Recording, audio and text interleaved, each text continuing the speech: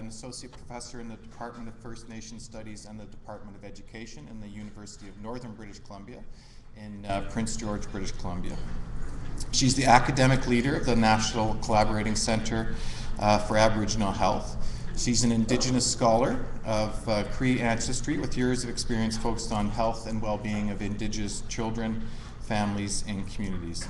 In June 2013, Dr. Green was appointed Vice President of Aboriginal Health for the Northern Health Authority of British Columbia.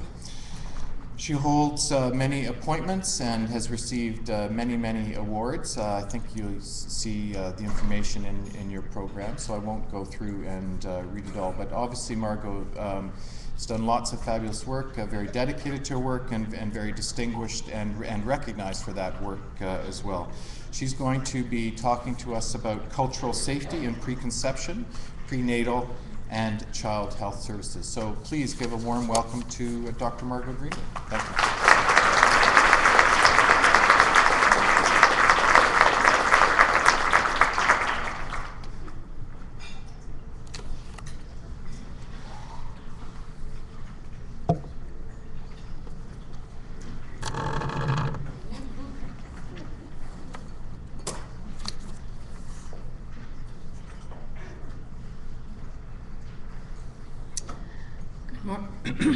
Good morning, everyone.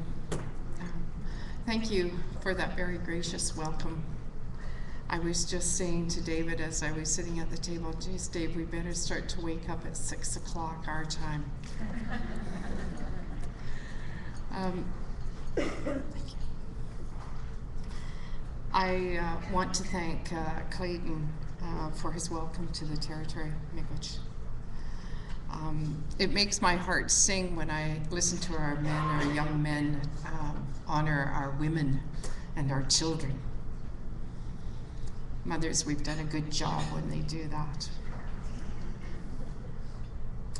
I also want to recognize the ancestors and the traditional territories of the Mississauga people and thank them for allowing us to gather here on their traditional lands and to talk about things that are very near and dear to all of our hearts, our mothers, our fathers, and our children. I want to thank the organizers for giving me this opportunity. I was had the chance to speak with them a bit this morning and said, it's been a long time since I've been in the field, been on the front line. So I always treasure these times to be with you, people who are doing that important work, the most important work in my mind. So I'm grateful that you invited me and grateful for the opportunity, so thank you.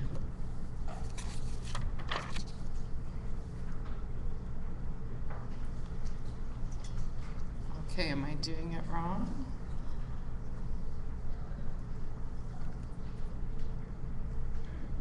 It's not moving. Oh, we just had it.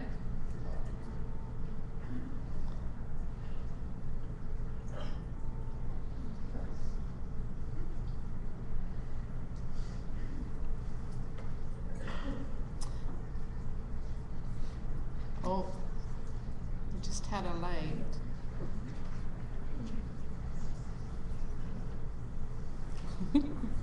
Technologically challenged here. Maybe we have dead batteries. So I was invited to speak this morning about cultural safety as it applies to programs for young children and mothers and families. And I'm going to share with you some of the things that I have learned over the years, and it seems, oh, there it is, thank you very much. It seems funny to say that. I remember when I was starting out, I didn't use those terms over the years, but now I do. I've been in the field over 30 years in this area working on behalf of children and families, so I guess I can say those words now over the years. But I want to share with you some of the learning that I've had and teachings that I've had both from my academic and formal education and also from teachings from my own community and from elders.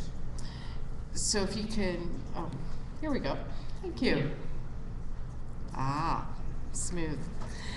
So you can see there that I'm going to talk a little bit about who I am. I think that's really important to situate ourselves. Who are we? Who are we in this world and in this place and in this time?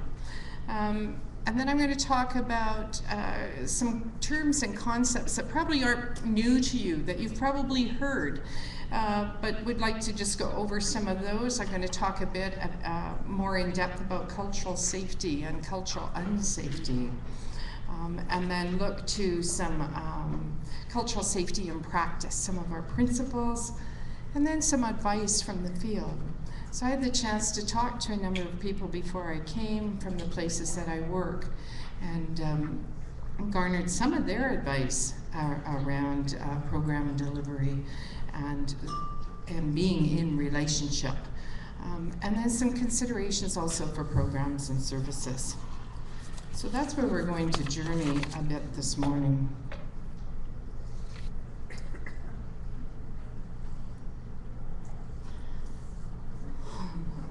I don't know what's going on with it. Maybe I just need to cue you next slide and then I don't have to worry about this. There we go.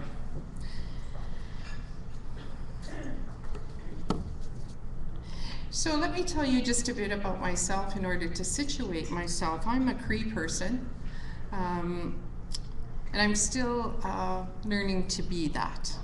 I think we learn our whole lives about who we are. Doesn't seem to stop for me. I was born in what is now known as Central Alberta, and I was born in a place of parkland, wooded, rolling hills, and a very old and windy river that was very special to me as a child. I can remember, I mean, even as I stand before you this morning, I can remember, I can still see it in my mind's eye, standing on the banks of that river and walking the pathways along that old river, and knowing that the memories and the bones of my ancestors were there with me. It's pretty remarkable when you can walk those pathways and know that 200 and 300 years before, your family had walked there. Other children had walked there. Your great-great-great-grandparents had walked there. It's a special feeling, and I'm sure many of you feel those affinities to the places that you've been or where you come from. I grew up in that place. I grew to be an adult in that place. And I think about that now. I have 3 sons. I grew up with 3 brothers, and I have 3 sons. The only female is my dog in my family.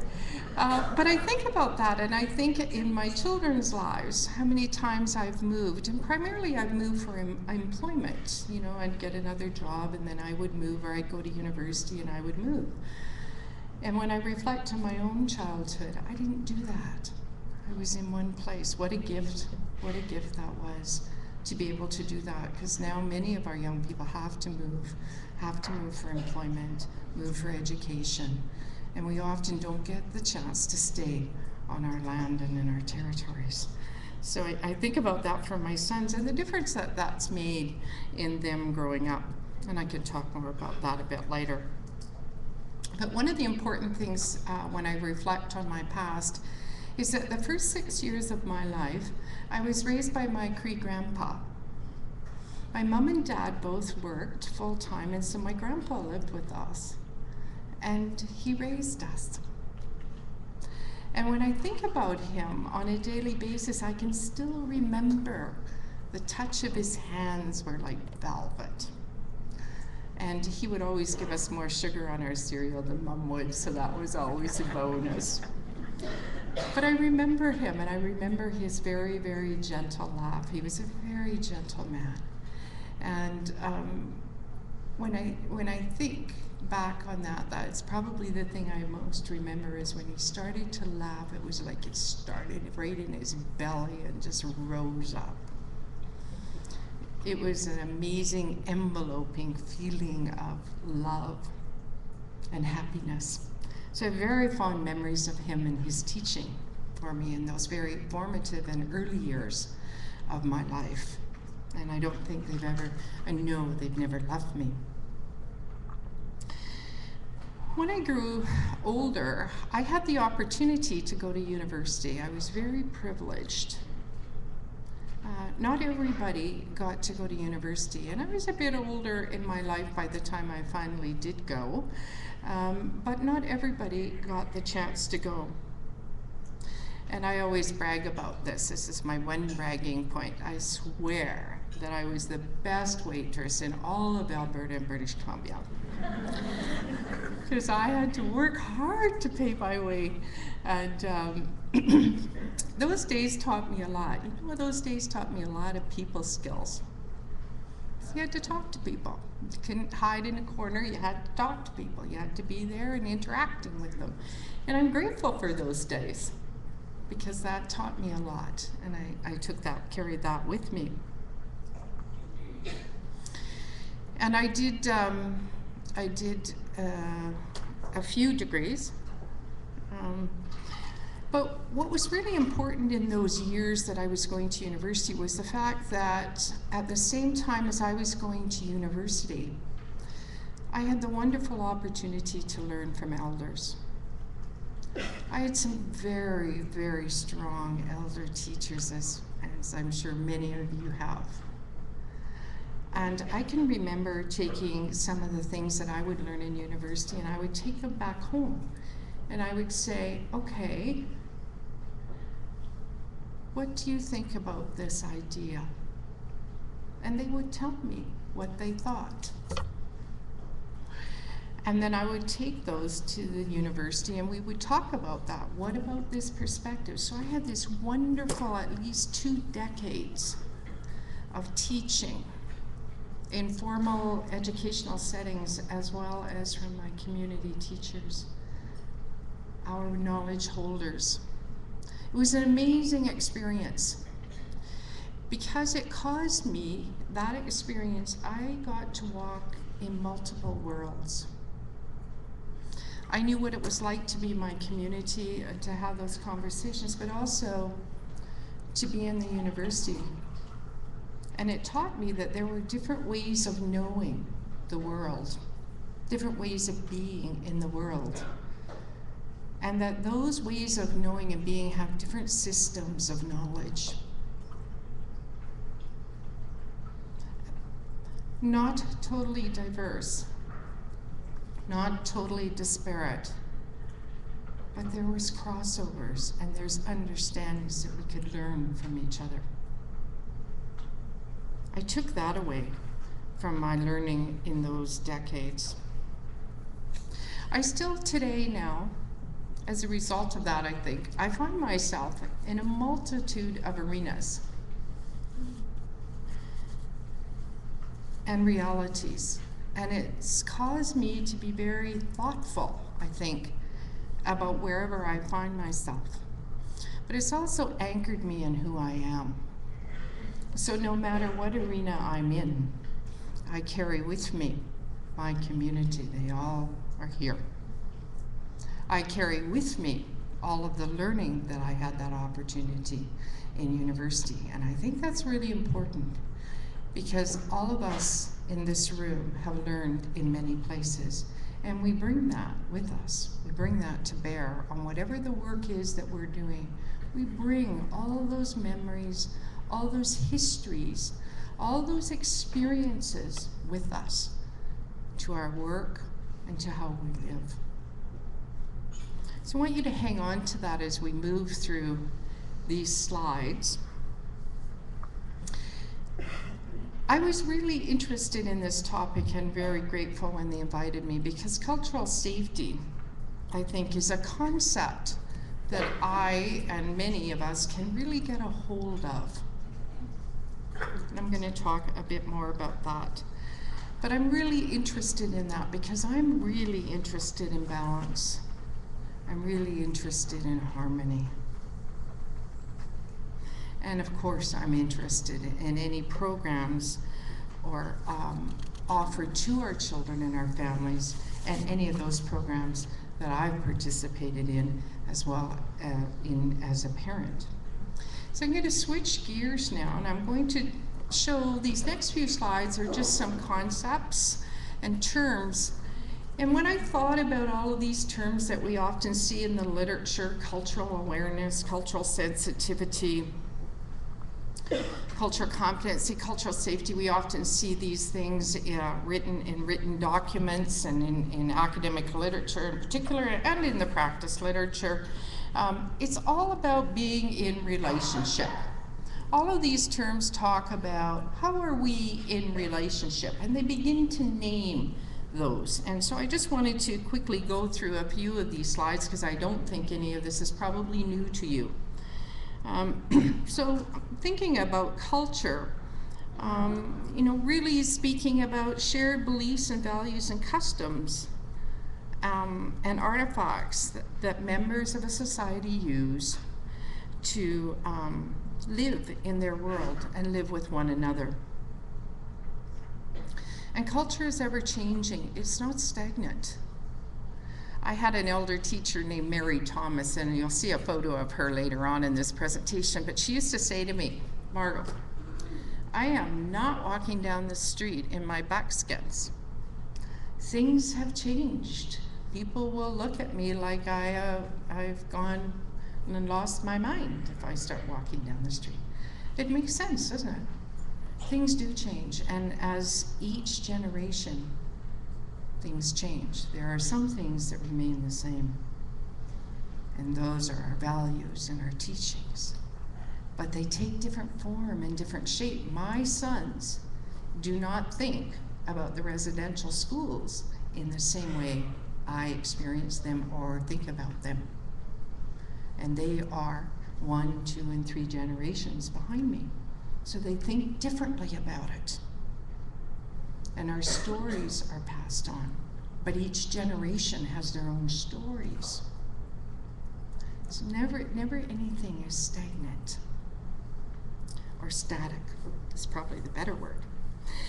When we talk about cultural awareness, we're really talking about acknowledging difference. So we're aware that there are some things that are different. They're not exactly the same, but sometimes we're not quite sure how they're different, but we are aware that there are differences. Not everybody lives the same way. Not everybody grew up the same way I did. So we have differences, which is great. It's like a multitude of wildflowers in a field. Cultural sensitivity is recognizing and respecting difference. That's really key. We need to have that respect for difference. Otherwise, we fall into some pretty awful traps. It's because we're different. And having that respect becomes really key. Recognizing that and having that. Cultural competency. Interesting term. It focuses on the skills and knowledge and attitudes of practitioners. I've just moved into the health field more formally in the last 6 months in the province of British Columbia. I work for the Northern Health Authority.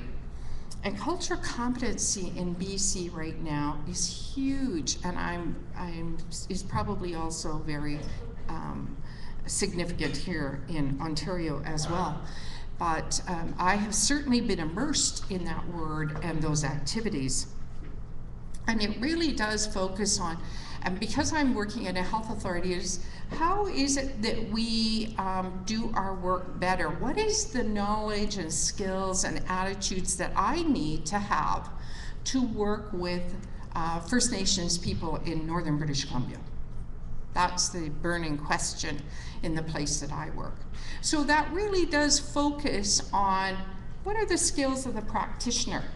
What is it that I need to know if I'm going to work with these folks? Cultural safety, on the other hand, begins to shift that.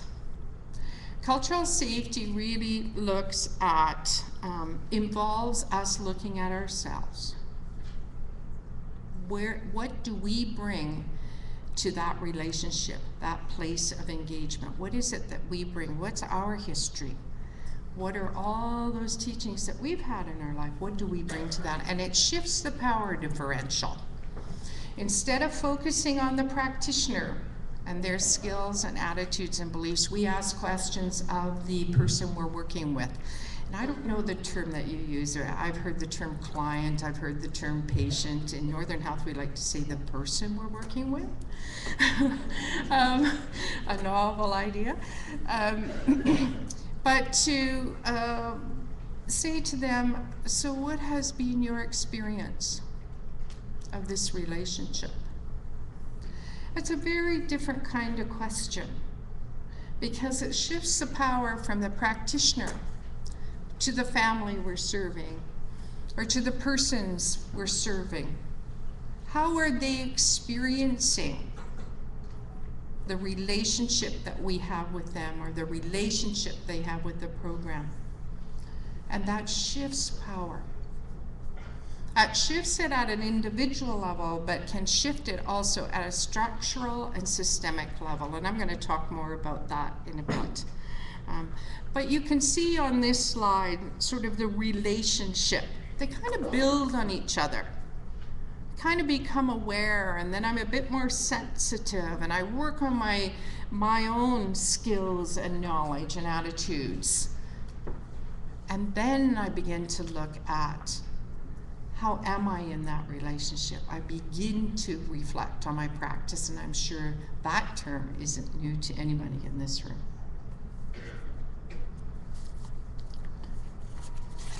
So here is a couple of slides just with some points around cultural safety that I took from the literature, Brascope and Waters.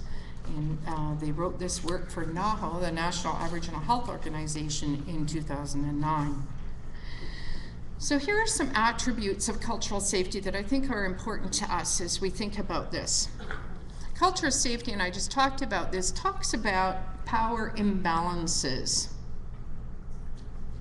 And this is where we're talking about, we can talk about this as individuals, we can talk about this as societies and systems and structures in which we work.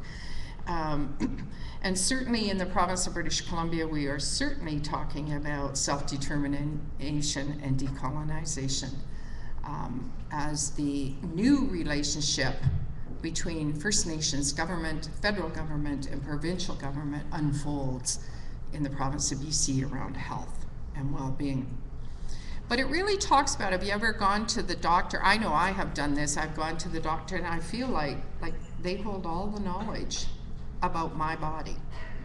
So I go in there and I tell them what my, what's happening for me, and they make a diagnosis and decision. But they hold the power in that, or in my mind, they certainly hold the power. We do. I hold the power when I'm in a classroom. I am the teacher and I have students. I'm in a position of power. What this cultural safety does is it looks at that. It looks at those kinds of power relationships. And how do we then engage people? How do I engage the students in their learning and to help us develop what it is that they're learning? How am I engaged in my own health? How much voice do I have in my own health and well-being? Those are really important questions. I don't know the answers to them because we'll all have to think about them. Everybody's situation is different, but you'll all have your own answers. But the important part is looking at those relationships and seeing that there are power differentials.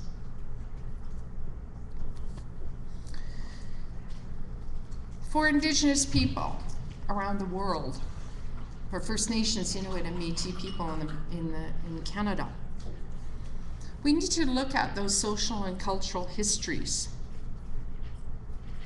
And we need to understand those, because in understanding that, in understanding the past, we can understand today and vision together for the future.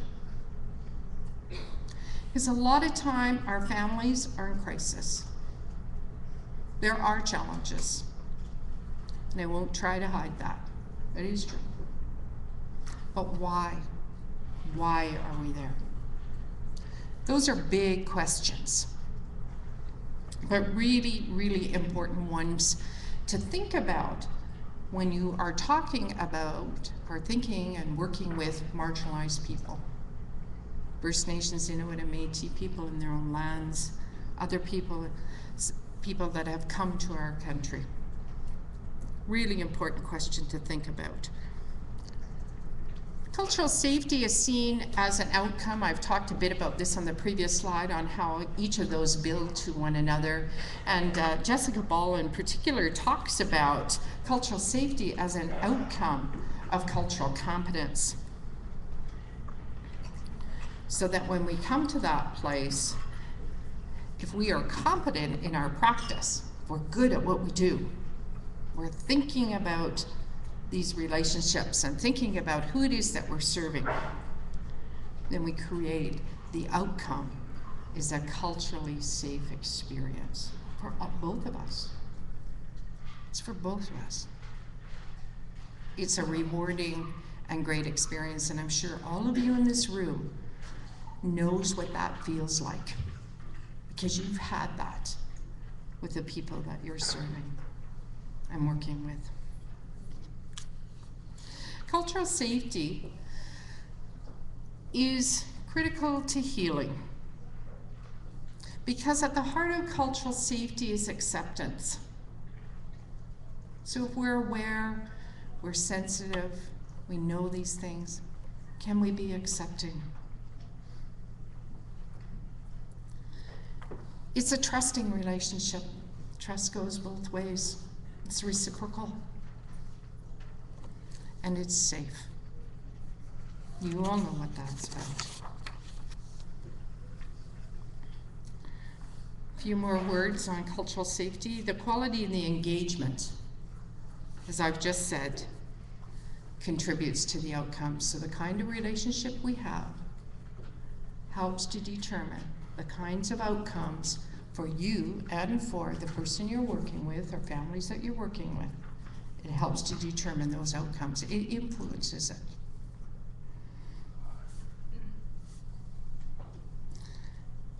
In a summation here, this point speaks to cultural safety as a systemic approach that understands power differentials, and the one that requires us to think about ourselves. It demands that we think about who we are as a practitioner. What is it that I bring? So self-reflexivity. How many times we do not have time to do that in our work? The paperwork's piling up, the appointments are piling up, and there is no time for you to sit and breathe. No time sometimes for you to just think and reflect on what's happened for you in that particular day. That is so important for you to carve out those kinds of time. I do it when I walk my dog. I try to leave the phone at home, but that's my time when I take my dog out walking and I reflect. I write my papers in my head. I think about the interactions I've had in the day. It's really important for you to do that. That's taking care of you, but it's also taking care of all those people that you are impacting in your work. You are thinking well of them when you do that. I'm going to shift a bit here, and I'm going to talk about some teachings that were given to me by some of my elder teachers. And of course, one of those was, Margo, if you are going to understand what's happening to you today and where you're going in the future, you need to know where you came from. You need to know some of those teachings. So I'm going to share one of those with you. This photograph, isn't she a beautiful woman? That's Elder Mary Thomas, a Sewetma elder from the interior of British Columbia around the Shuswap Lakes. And I spent many years, just about 2.5 decades with her. We taught together in a one-room schoolhouse many, many years ago on reserve. It was an old log cabin, and there were so many mice in there, we had to wash out the knife and fork drawer every day. It was just, and then we got a cat, and that helped. But we had these wonderful experiences, and we drove to work. I would pick her up every morning, and we drove to work, and we worked, and I would drive her home every night, and I had those wonderful car rides with her. And she taught all of the cultural pieces, which we called social studies and English and all those things. And I had to do the math and science and those sorts of things. But we taught in a one-room schoolhouse that ranged from, I think, well, we had some pre-literacy people in there to about grade 11. So it was an amazing, amazing experience. I treasure that very much. But that is her, and I often carry her with me in my mind and my heart, but also in my slides so that I can share her with you. So look at those beautiful four-leggeds. So I want to share a little story with you, and it holds many teachings for us. And this story I first heard from my supervisor as a PhD at UBC. Her name was Joanne Archibald. And I heard her tell this story, and then I read it in her dissertation. And then I found the original story, and it's by an American indigenous person named Terry Tafoya. So I'm sharing that. But there are many of this kind of story in many of our nations and in our cultures here in Canada. So a long time ago, when the mountains were the size of salmon eggs, this must have had a BC influence, Coyote was going along and saw a rabbit doing something. Now you have to know that Rabbit was an Indian doctor. And as Coyote was watching Rabbit was singing a spirit song. And as Rabbit sang, his eyes would fly out of his head and go sit up on a tree branch and look down at him. And Coyote's watching this. And then Rabbit would sing again, and his eyes would come off the branch and fly right back into his head. Now, Coyote was so impressed by this. Coyote was just begging Rabbit, "Come on, Rabbit, teach me your song." And Rabbit kept saying, "No, no, no, you can't, Coyote, I can't teach you this song." But Coyote was persistent. He kept begging, and finally, Rabbit said, "Okay, Coyote, I'll teach you my song. But you have to know this, Coyote. If you sing that song more than 3 times in one day, something bad's going to happen to you." Coyote says, "No, no, teach me the song. Oh, I won't sing it more than 3 days. Teach me the song." So Rabbit taught Coyote the song. Well, Coyote was over the moon. He's practicing, singing the song. His eyes are flying out of his head and landing on the branch. And then he'd sing the return song, and they'd come right back to him. And he was so proud of himself. He was puffed right up. Well, he thought, this is too good to be true. I need to be sharing this. So he went to the village where the humankind lived. Because these were in the days when the animals could talk to each other, when the humankind were just coming to the land. So, it's okay, turn it off. Coyote. So Coyote's, he's all puffed up. He's so proud he can do this. Rabbit taught him this, and he's going off to the village. I have to show somebody this. So Coyote goes into the village, and he's puffed right up, and he's telling all the human people, come out, come out, come out. You've got to see this. You've got to see what I can do. So the people come out, and Coyote sings his song, and his eyes fly out of his head. And the people are so impressed. They're clapping and joyful, and Coyote does it again and again. But the last time Coyote did it, his eyes didn't come back.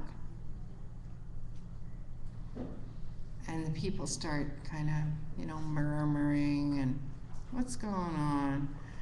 And Coyote sings the return song, and his eyes don't come back. And then pretty soon, a big old black raven comes flying by, sees those eyes, and eats them up, flies off, gone, eyes gone. Coyote is so sad, and the people are starting to heckle him and laughing at Coyote. Ha ha, Coyote, look what you did. You didn't pay attention. You lost your eyes. So Coyote, blinded now, starts to feel his way out of the village. Little pathway, Coyotes. And he's crying. He's so sorry, and he's crying. It's just pitiful. Mouse. Little Mouse hears Coyote. Says, Coyote, how come you're crying? What happened? What's the matter with you? Coyote tells him the story. He says, I can't see. I can't see, I'm blinded. This is what happened to me. And Little Mouse says, okay, Coyote, you know what? I have 2 eyes. I'm going to give you one of mine. So Little Mouse takes his eye out, and he gives it to Coyote. Now, Coyote, Little Mouse's eye is pretty small. So when he puts it in the socket, in his eye socket, it kind of just rolls around because it's really small. And so what Coyote was getting was a glimpse, just little snippets, little glimpses from this little eye. But at least he could start to see his way down the path. So he thanked Little Mouse, and he continued on. But he's still feeling very sorry for himself. He's got no eyes, he's sad, and he's still crying. And he comes to Buffalo, and he says, Buffalo. Buffalo says, Coyote, why are you crying? Buffalo Coyote says, tells him the story, and Buffalo feels sorry for him. And Buffalo says, you know what, Coyote, I have 2 eyes. I'm going to give you one of my eyes. Well, we all know that buffaloes are way bigger than coyotes, right? So Coyote's got this great big eye, and he's trying to cram it into his sock. Well, of course it doesn't fit, but it's just kind of hanging there. So out of that eye, Coyote was almost blinded. It was so bright, and the light was coming in that eye. But at least Coyote had 2 eyes, and he continued. He thanked Buffalo, and he continued on his journey. And what Coyote had to do was learn to walk on that journey. He had to learn to see from different places and different perspectives in his journey. There's many lessons in that story. Many, I think, that resonate with cultural safety. There's certainly one that really stands out for me is being able to be in the world and see and appreciate many, many perspectives. These are old stories, and I know I've spoken with many Indigenous people around the world, and we've shared some of these stories, and there are many stories like this. But these were our teachings. These were how our ancestors taught us to think about cultural safety. They taught us through story. And of course, Coyote's a trickster in many of our cultures. And he's always having to learn the story or the teaching of humility. So he's quite the guy. He gets pretty puffed up, and then all of a sudden he's crying.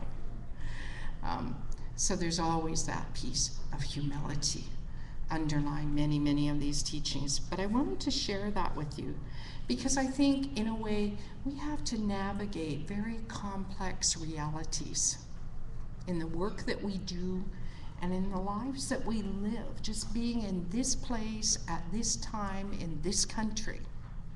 When you think about it in the big picture, it's a complex reality that we live in. So I wanted to share that with you. I also, one of the teachings I take from that story is our ability to see different worldviews. I touched on that just a few minutes ago.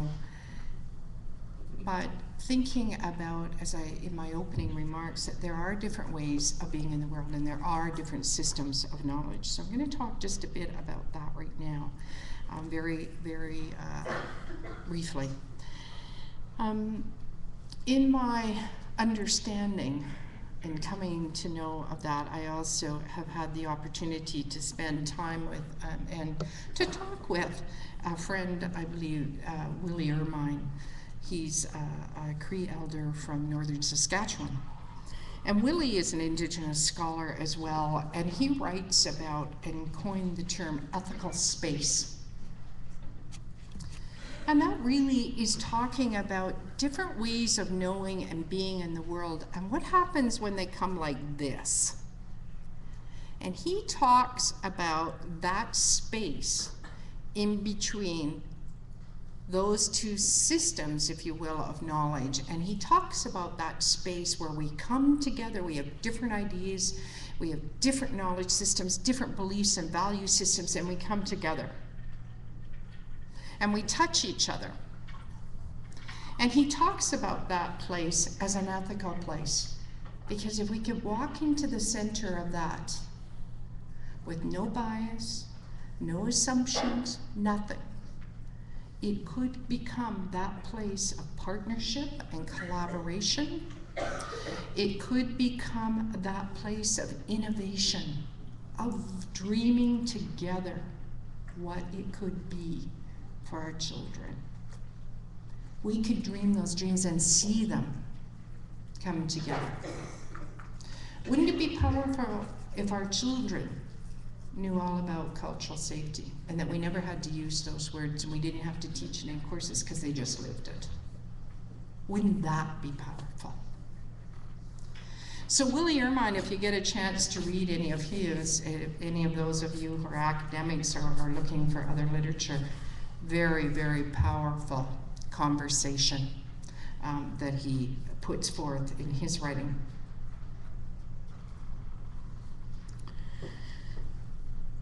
If we chose, I'm looking at this point on here, if we don't affirm, if we don't acknowledge that these differences and diversity exists, then we can never affirm it.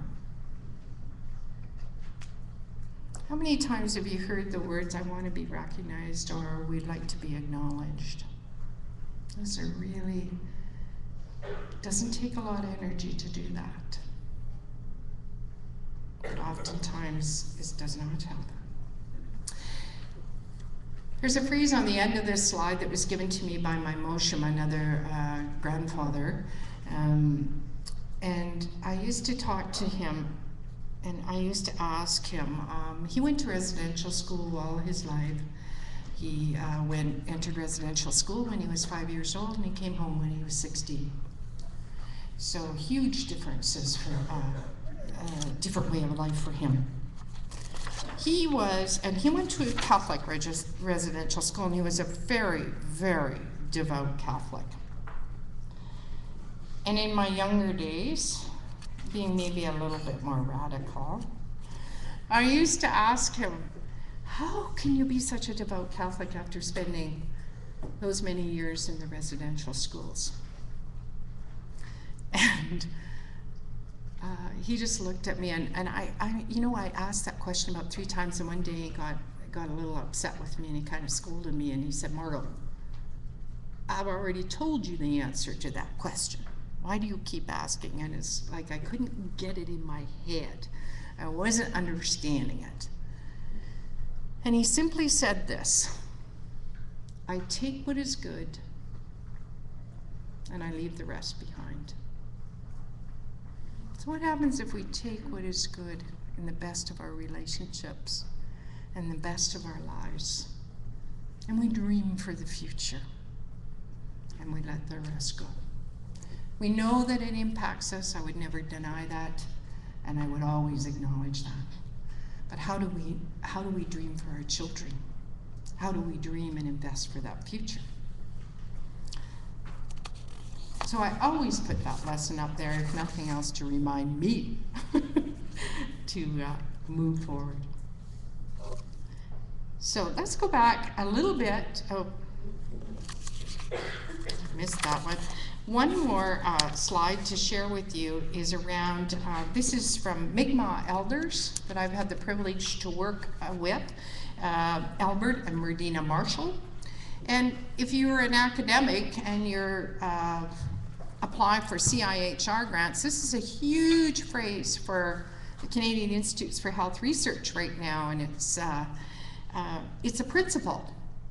And I'm going to talk a little bit more about other principles related specifically to cultural safety. But this one talks about all that we've just been talking about.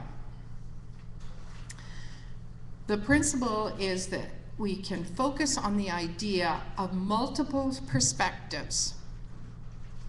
So as we sit at the table, we can take multiple perspectives and bring them together for the common good. All of us. I don't think I've ever stood in a room where I've said, does anybody not want the best for their children? Nobody put their hand up. So all of us, that's what we're about. We are about the best for our children. How we get there is really important, because all of us have different ways of thinking about that. So that's what their principle is talking about. There's a beautiful story when Albert talks about this. He talks about where he got this teaching from, and he's an elder man right now. But there's a beautiful story that goes with this, and I'm just trying to give you the nuggets of some of this wonderful teachings that I've had. So here we go. We're going to switch back a little bit here to history and cultural safety, and I've talked a little bit, tiniest mention of history, but just to give you a sense of where cultural safety is situated.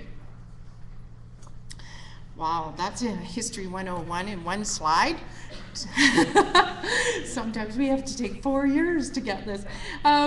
So this is really just meant to be sort of a timeline where we had pre-contact in the Americas, and I'm talking about Canada in particular here, where there was great diversity of nations. In the province of British Columbia alone, we have 205 First Nations. We have 27 distinct languages, and I think that's very similar for here in Ontario as well. You have great diversity of First Nations, Inuit and Métis peoples in the province of Ontario. I was just at a conference at the Wabano Centre about a month ago, well, maybe 2 months now, and Dr. Martin Brokenleg was talking, and it was really interesting how he phrased this. He said, you know, we've had an abnormal history. And I thought, gee, that kind of perked up my ears, because I don't usually hear it said that way. But he was talking about the colonial experience, and I'm not going to go into that. That's a whole other lesson unto itself. But he was talking about Indigenous people around the world, and particularly in Canada, where we have had a disrupted history. You had all of these nations moving along, rather insular communities, and then colonization happened. And it wasn't just in Canada and the Americas, it was all over the globe. So it kind of got disrupted. in its natural course. As a result of that, a lot of people, First Nations, Inuit, and Métis, and that's what I'm speaking from today, and I'm not saying they're the only ones, experience colonialism, racism, marginalization, social exclusion, all of those things. I don't need to tell you all of that. I'm sure you know that from your practice. Well, we have that today. It doesn't mean it's going to stay like that. Things change. And we will make it change. All of us can play that role. In the future, we're looking to self-determination, and I don't necessarily mean that as self-government. But I ask each of you the question, how are we self-determining over our own lives? Not all of us live under the Indian Act that determines how we govern ourselves, what we get for education, what we get for health, all of those things. There are many people in this country that do. So self-determination is an important thing. Anybody in a marginalized position. How is it that I can take more control of my own life? How is it that I have more control over how I raise my children and not worry that they're going to be taken from me? Those are real realities in our communities. How is it that we come together in partnership? It's like cultural safety. We are in relationship whether we want to be or not. We are in it. We are right in it. And how is it that we're going to relate to each other? What do I need to know about you? And what do you need to know about me? So that we can dream together a future for all of our children. Because all of our children will be saying the same thing 20 years from now. How are we going to be in relationship? How are we in relationship? It isn't just us here today. Starting to think about programs and services. What am I doing for time? Okay. My watch says 10 to 7, but what time is it really? I get talking and I forget. So cue me along. Let's start to turn our heads towards services now. So I certainly heard this I was sitting on a plane on my way to New Zealand one time, and a physician from the province of British Columbia was sitting beside me. He was a pediatrician, and he worked in Vancouver, and he says, Margo, and we got to talking, and because I've worked in Aboriginal health now over a decade, primarily public health, in my position at the university. But my whole life has been around children and families in various ways. He said to me, he said, you know, Margo, we know in Vancouver that a lot of the children, and particularly Indigenous children that live on the downtown east side in Vancouver, and I'm working in Children's Hospital just up the way, those children and mums don't come. And so he was asking me the question, why don't they come? Why don't they access those services? It's a good question, isn't it? I didn't have the answers for him, but we talked about it. And one of the things I said to him is it welcoming? Is your environment welcoming? Do people feel, you know, I still feel it sometimes when I go into hospitals or doctor's offices. I don't feel real comfortable there. Kind of feel out of my element. And you know, I walked in a variety of arenas, but I still have those feelings.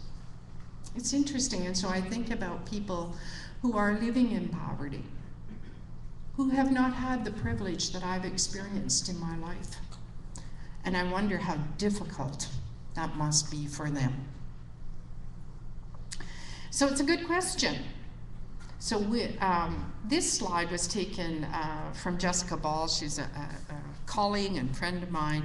We often had lots of conversations, and Jesse came up with indicators of how the kinds of questions or indicators that we might see if our programs and services or what we're doing may be having some challenges. So there, low use of available services. Maybe we think there's not a problem, but nobody's coming. What's going on, right? It's a good question. Sometimes people just don't comply. Sometimes they come, but then they just ignore it. They don't really do it. They don't do the follow-up. Why is that? I don't know the answers to that, but it's a very good question. Maybe they're really shy or really reticent with people. Like sometimes in my own experience, I felt that, but I've certainly seen it in others. Sometimes people are just downright mad. They're angry. Maybe not at you, or maybe not at the services, one never knows. Or maybe they are. Sometimes it comes down to a lack of self-worth. Often people who are downtrodden for a long time begin to buy that, called internalized oppression. Nobody has to do it to us, we can do it to ourselves. We get really good at that, really good. Sabotaging ourselves and doing those sorts of things to ourselves. We need to not do that. Nobody needs to do that.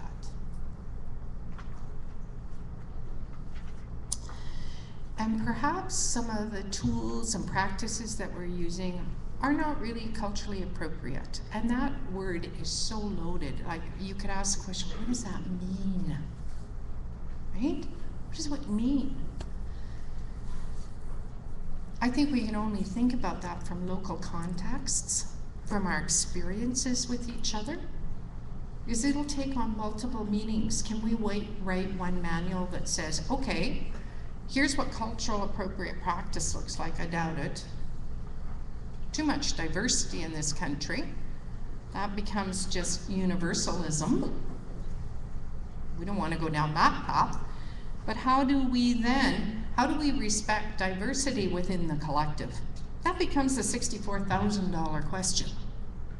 How do we honor the diversity and uniqueness of families and yet keep them safe and all of those good things?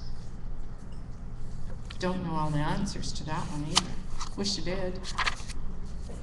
So I want to talk about some principles that was also given to us by Jessica, and many of you, if you've worked in the world of cultural safety, you will have seen this. I'm going to elaborate on those in the next couple of slides.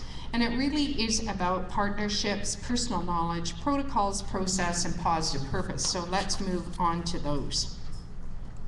I guess I'm the one doing the moving. So Jessie talks about protocols in her first flower there. And here's unpacking that is talking about showing respect. So I think when we're with people or we go into community, and I really think about this in going into community, this is also a very good one for researchers. How do we ask permission? And how do we make sure that people are informed and that they have informed consent? They're not just saying, oh, I'll do it because you're nice, or they think it's going to be a benefit, but they really are doing it because they want to. And they're very knowledgeable about all of the ramifications of it, and they participate. If you want to know about cultural knowledge, ask questions. Do it respectfully, but it's okay to ask questions. Like me asking Louis the Elder many times till he had to school me, but I wasn't kind of getting it. But it's okay to ask questions, but respectful questions. Think hard about what you're going to ask. Demonstrate reciprocity. It goes both ways. I learn from you. I am learning my entire life, and I know I will be. I will never know very much. But I'm also giving and also sharing with you. What the little I know will share with you. So it goes both ways. We don't go into a relationship and think we know it all and we're just going to tell you. We want to know what you say and what you think about your children. You know best.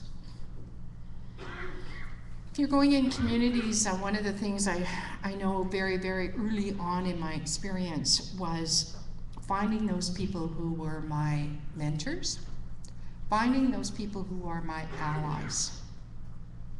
Now they're all my friends, my family. But it's really important if you will find somebody in a community who will teach you, because really that's what they are. They're your community teacher. They're going to share information with you. You're going to enter into a beautiful reciprocal relationship. And that's where you can ask those questions and they will understand. Because once they commit to you, then they're in relationship. I've had that experience many times. Even though I'm an Indigenous person, a Cree woman, every territory that I go into is different. And so I look for those teachers. I look for those allies, those people I can connect with, because that's not my territory. Personal knowledge. This is some of that sort of self-reflection pieces. Know our place. Critically look at yourself. Who am I? What are my cultural affiliations? What's my professional persona? I might have a degree, I might have more than one degree, but you know, it's about who you are as a person. When I go into community, I never talk about all the things. Oh, and it seems so long. All the things that I've done in the world. That's not what's important.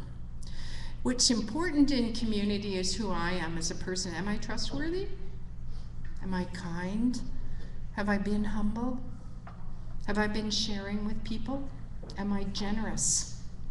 Generous with my time and with what I know. Those are the things that count in community. Doesn't matter all the letters behind your name. It's, do you care? I used to say to people, I think sometimes when we go into communities, people can almost smell hypocrisy. And that was a really important lesson to me. So I am who I am. I don't know a whole lot. And I go there to learn. And I've had some powerful, powerful teaching. How do we ensure equity? All those principles of equity, that's not a new word to anybody in this room. How are we going to do that? How are we going to ensure the dignity of all? Those are big, big questions. And when we're in a relationship, can we negotiate our goals and our activities together, or is there a set plan? And I know all those rules about safety and all of those, and liability and all of that, but is there some room for some negotiation? Can we make some room so that we can negotiate some of those things? I love this one. This is my constant lesson. Talk less, listen more. One of the elders used to say to me, you got 2 of these, 1 of these, what do you think here? Especially when I'm up here talking and I'm sure it's going on. Positive purpose, build on strengths. I want to tell you one little short story. I was at an international conference around children's rights. And I was speaking, and there was a speaker before me, and they're doing some amazing things in Britain, Scotland, and Ireland, and these ladies were talking before me. And I had just come from one conference to this one. And the woman posed the question to all of us. What would be your vision for children in Canada? And I thought about that, and I just came out of this other conference the day before and went to this one. And I raised my hand, and it was this. I no longer want us to be the poster child for disparities, health disparities in this country. Every time you turn on the news, every time I look at a report, where are we on the health status, health indicators list? We're kind of at the bottom of the barrel. We need to change that. We can change that. We're going to change that. So that was my dream for my children and their children. We're not going to be there anymore. Those are all going to come up, and that's going to change. We're going to change it. People like you in this room are going to help to change that. Build on our strengths, not what you're reading in the newspapers, not all those reports. Build on those strengths that those families are bringing to you and that you know exist in those communities. In the work that I've done at the Northern Health Authority and as the academic lead of the Collaborating Centre for Aboriginal Health in this country, that's what we build on. We do not talk about all those disparities. We don't need to talk about that. What we need to talk about is where we're going and how we're going to change that. That's what we need to talk about. In our practice, we need to build on those strengths of families and community. We need to be accountable. Those are hard questions.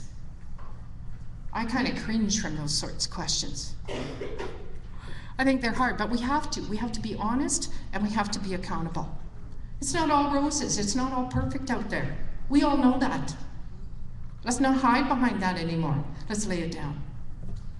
As Willie would say to me, lay it on the table, Margo. Let's lay it down. Do no harm. You all know that. I don't need to tell you any of that. Make sure that what we're doing every day in our practice is going to make a difference. What drives me in this country when I work with children and families is, the vision that I hold in my head is, am I making a difference in that mother and child's life that lives in that community? Am I making a difference? Because if what I'm doing or contributing to isn't, then I'm wasting my time. I'm wasting taxpayers' dollars, and I'm wasting people's time. I better be making a difference. We need that. We all need that. Partnerships. Not going to go over all of these. Relational practice, that's what we've been talking about all morning. Sharing knowledge, not just telling, collaborative problem solving, we talked about that. Strengthening our capacity so that it's together. It's all about partnership and co-construct ways to be in place. And you know, we haven't even begun to talk about partnerships in real ways, and I'll bet every person in this room could talk about a partnership that they've been in that's wildly successful.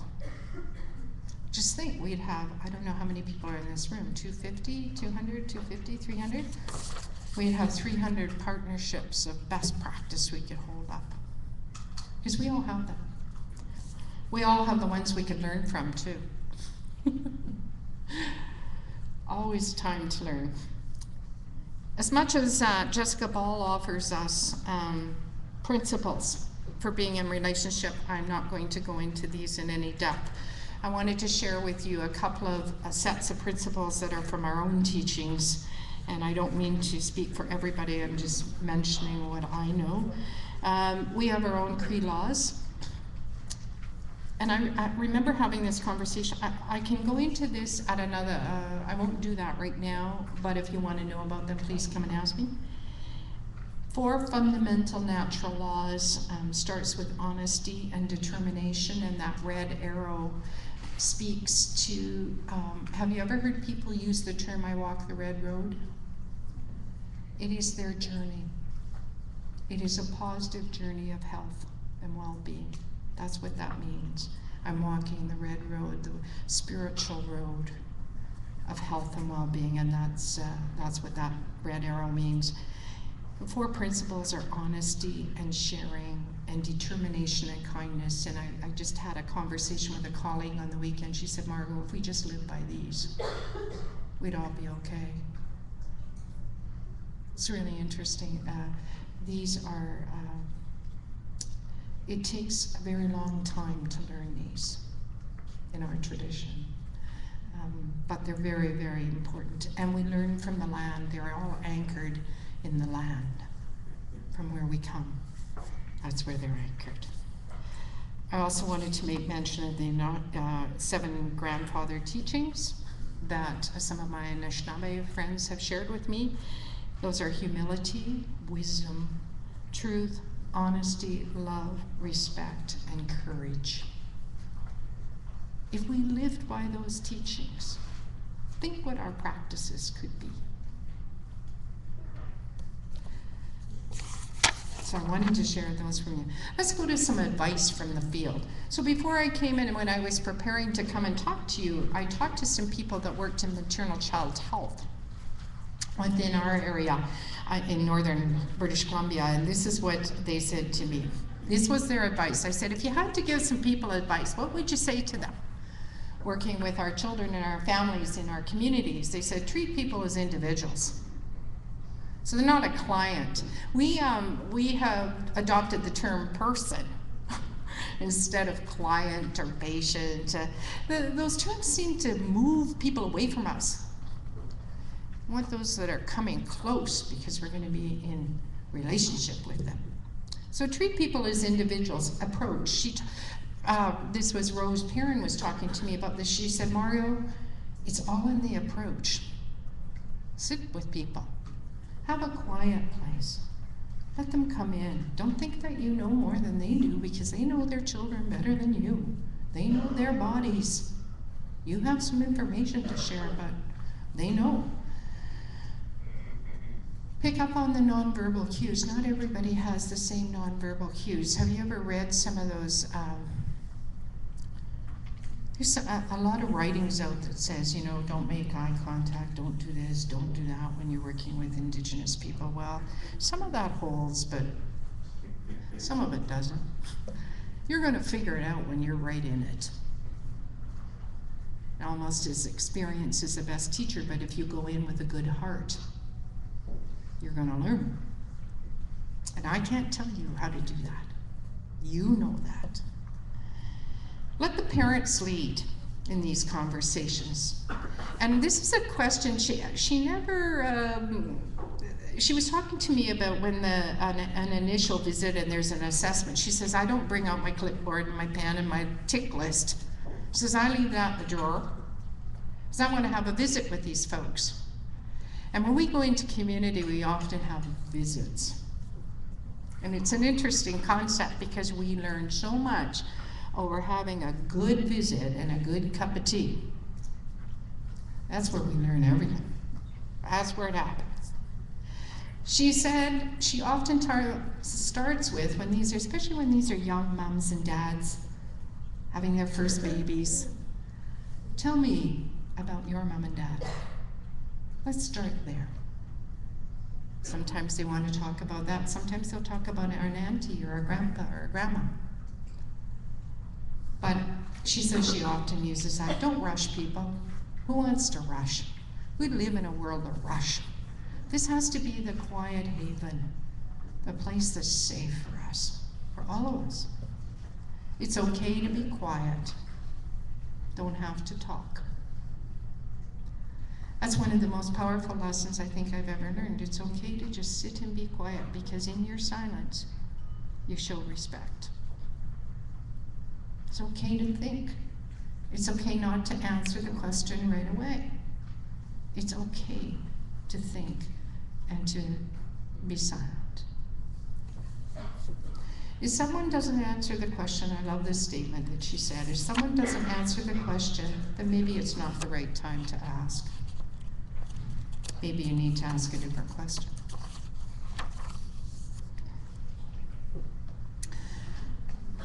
Oh, is he not beautiful? Oh my, I love this picture. Remember that family members are part of having babies too, and Rose went on and talked to me lots about her experiences in the north where mom would be laboring and aunties and uncles and extended family would be in the back of the room and dad would be chanting. chanting to Mom as she was laboring, singing the Sunshine Song as baby came. Beautiful experience. She told me many stories about that. That's great. That's good. Then we're all together. We're all doing it. We're welcoming this beautiful being to the world. Allowing families to identify what they want and what they need, and we try as best we can. I know that in hospitals and in some of our institutions it's pretty hard to meet all the needs, but I think we need to make the effort. We need to really make an honest try. Looking into yourself and being self-reflective, I've talked about that. Let's park our biases, our judgments, and our assumptions, and sometimes we're not even aware of them. I know I have them, and sometimes I'm not aware of them. It's really hard. It's hard work. Let's park them at the door, though, as much as we can. Be an ally in the healing journey. That's your role. Be an ally to these people that are struggling and moving forward in their journey. Share information with community. It's really important. Community really like to get information. One of the things that we've done at the Collaborating Center is we produce a lot of DVDs and we print a lot of stuff, because I go to a lot of communities, and you know what? A lot of those people don't have computers. They don't have high-speed internet, all those things. We give them stuff. We give them stuff, and they are grateful and thankful. One quick slide on when you're thinking about programs and services, and I'm hitting the high spots here. This comes from the BC Aboriginal Child Care Society, so for any of those who want any of these references, I'm happy to share those with you. Community collaboration. So how do we get community to participate in the design of programs? I mean, it's all about inclusivity, isn't it? It's all about engaging parents. It's all about engaging community. They're children. Their future. We need to engage them. Establish trust. We have a legacy of mistrust. It's huge in our communities. Why would we? Why would anybody? Right? How do we get by that? And this mistrust is transmitted intergenerationally, right? Don't trust the government. Don't trust the child welfare system, they'll take your kids. I mean, those are the realities, and that's still happening. So how do we create that trust? So know that when you're going into some of these relationships with Indigenous people in this country, you're facing that. You're facing intergenerational trust. So how can we negotiate that? How can we, you and I, form that trusting relationship? Knowing that all of this exists as well. You can never deny that. Because we don't live on a rock by ourselves. There is a world around us. So how do we negotiate that? Think about that. Strengths-based approaches, I talked about that. No more poster child for me. Community integration of programs and services. How can we ensure that the programs and services are going to be integrated right into the community? So that my greatest belief is that once we've worked with some programs within the health authority, that I never have to do that anymore. Because they take on that work and I don't have to do myself right out of a job. That'd be great. And walk the dog more. Family-centered practice. I don't think I need to go into this much with you folks in this room. I'm sure you're very much aware of this, involving family, encouraging family participation, partnerships with extended family, and family-centered interventions. And there's a lot more detail around those, and I'm happy to share that with you, but I'm not at this time. Wanting to end, I was thinking about all or little that I've said, and thought, I know that we have some time left, and I wanted to give you, we have about 15 minutes. I have to translate in my head here. I should set my watch, shouldn't I? I'm always translating. Wanted to give you about 15 minutes at your table to talk with each other, to sort of think about what it is that you've just heard, and to comment with your colleagues that you're sitting with. And I thought of these questions, and these are some of the questions that I would pose if I was working with some of my students on particular topics. So what is my history? Everybody has a history. We all have it. What are my cultural roots? I have spent my lifetime looking into my cultural roots. I had a very disrupted family.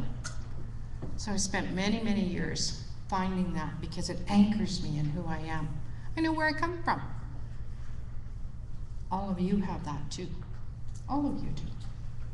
Beautiful histories. Then thinking about you as a professional, you in your practice. What do I do really well? And I think we don't celebrate what we do well enough. I think we need to do more of that. What changes would I like to make? So if I wanted to change something tomorrow, what would that be? And you know, you could dream that. Like, I like to always dream what change could be. I don't want to think about the rules right now. Leave those out of here. I'm gone. Leave them alone. Let's dream. Let's dream what it could be. And then we can bring those dreams down to reality and say, what little piece of that dream could I do today in this context? That's the place I always start. What learnings can I share with my friends and my colleagues? What will I go home and talk about? One thing. If you take nothing away and you take one thing, then that's good. What would I go home and tell my partner or my children?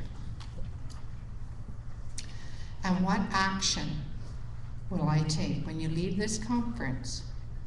What action would you take? So I'm going to leave you with those, and you'll have 15 minutes. I know that you probably want to get up and maybe stretch or whatever, so I'm going to give you permission to do that. I would. And I want to thank you. I'll put these questions back up, but there's our contact information if you want to get a hold of me. But I want to thank you. Thank you very much, Margo.